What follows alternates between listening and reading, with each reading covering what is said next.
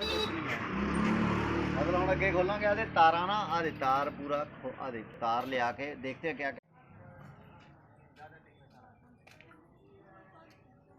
ਇਹਦੇ main junction ਕੱਟੇ ਹੋਏ।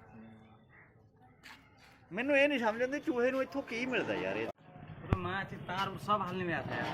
रुक जाओ भाई, रुक जाओ, निकल गया है। ਉਹ ਨਹੀਂ ਵੀ ਵੱਜ ਗਿਆ ਰੁਕ ਜਾ ਯਾਰ ਹੁਣ ਇੱਥੇ ਨਾ ਸਾਫ਼ ਕਰੋ ਯਾਰ ਬਹੁਤ ਤਾਂ ਲੈ